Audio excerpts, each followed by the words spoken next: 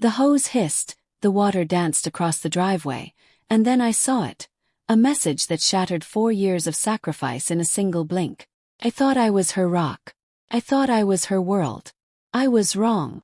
Welcome to Breakup Cheater, where every story peels back the perfect picture to reveal the betrayal hiding beneath. Real hearts, real scars, real truths. I remember the hiss of the water hose, the faint scent of soap on my hands, and the soft spring breeze carrying the distant chirping of birds. It was a quiet Saturday morning, the kind that used to feel safe, familiar, the kind that felt like family. I didn't know that in the span of a few seconds, while rinsing suds off our silver SUV, my entire world was about to tilt into something unrecognizable. The water arced higher than I intended, splashing against the patio table where my wife, Laura, always kept her phone. It wasn't much, just a fine spray of droplets, but enough to light up the black screen and make it buzz, as if gasping for attention. "Damn it," I muttered, reaching for it with my wet fingers. "Laura's gonna panic if this thing dies." I grabbed a towel from the back seat, wrapped the phone gently, and pressed the side button to make sure it still worked. That's when I saw it, a preview of a message sliding down from the top. "I can't wait for you to come over again. Last night was unforgettable." The world went strangely quiet. The birds kept chirping. The hose hissed against the driveway. But inside me something cracked, so small at first I thought I imagined it. I stared at the message. My thumb trembled above the screen, a part of me screaming not to unlock it, not to look, because once you open that door there's no going back. But another part of me, the part that had spent the last 4 years helping Laura bathe because she couldn't stand too long on her own, the part that turned down late-night work shifts to make her tea, the part that learned how to dress surgical scars without making her feel less of a woman, that part needed to know. Laura wasn't always disabled. 3 years ago, a car accident left her with severe hip and back injuries. She could walk, yes, but with pain. Stairs were a battle. Grocery shopping meant a wheelchair. Intimacy. Well, that became complicated too. I stayed. Course I stayed. She was my wife. We said for better or worse. I adjusted, we both did.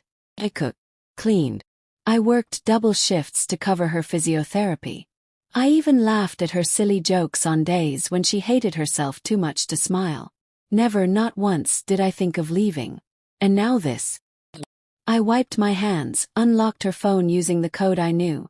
She'd given it to me herself years ago. My heart pounded against my ribs like it wanted out. The message was from someone named Eli. I opened their chat. There they were. Dozens of messages. Weeks worth. "Miss your touch. I know he's good to you, but he's not me. Soon you'll be mine completely." Photos too. Not explicit but intimate in the way that hurt more. His hand holding hers at what looked like a cafe. Her smile. The same one she hadn't given me in months. My vision blurred. The car wash forgotten, I sat on the front step, phone in my hand, trying to breathe. That evening I cooked dinner as usual. Pasta with her favorite creamy mushroom sauce. She wheeled herself to the table, hair tied up, face soft with the pain meds she always took before meals. "How was the car?" she asked lightly. "Clean," I said. I don't know how I managed to sound normal. I watched her eat. Watched her laugh at something on TV. Watched the woman I had fed, washed, held through nights of tears. And I saw someone I didn't know. For 3 days I said nothing. I gathered pieces. Screenshots, times, dates. She told me she was going to her physiotherapy on Tuesday. Her GPS history said she was at a hotel 2 towns over. On the 4th day I couldn't take it anymore. I found her in the living room, scrolling through her tablet. "Laura," I said, my voice tight. "Who's Eli?" She froze. For a split second, her face drained of color. Then she laughed. Too quickly. "Eli. Just a friend from the support group." "A friend." I held out the printed messages. My hands were shaking. "Friends don't write this." Her eyes darted across the page. Her lips parted, searching for a story, an excuse, something to twist this into my fault. "It's not what you think," she whispered. He's just been there for me. You don't understand how lonely it feels, being trapped in this body. I slammed my fist against the armrest of the couch, startling us both. Lonely. I was there. Every damn day, Laura. I gave up everything to be with you. I carried this marriage on my back while you— my voice cracked. While you gave your heart to someone else. She started crying. The quiet, guiltless kind, tears without shame. I didn't mean for it to happen, she said. You're a good man, but you became more of a caretaker than a husband. I felt invisible. That was the dagger. Not just the betrayal but the blame. I wanted to scream, to tell her about the nights I stayed awake, terrified I'd lose her to depression, about how I kissed her scars and told her she was beautiful even when she refused to believe it. But I didn't. Because in that moment, I realized something cold and devastating. She had already chosen. I moved into the guest room that night. The house felt alien, every corner laced with ghosts of routines. Her medicine cups on the counter, the chair I used to kneel by when helping her with socks, the empty side of the bed I once warmed with my arm around her waist. We spoke less and less. She didn't apologize. Not truly. And I didn't beg. I filed for separation a month later. Quietly. No shouting matches, no public shaming.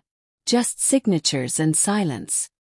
The last day I was in that house, I wheeled her suitcase to the front door. She was going to stay with her sister for a while.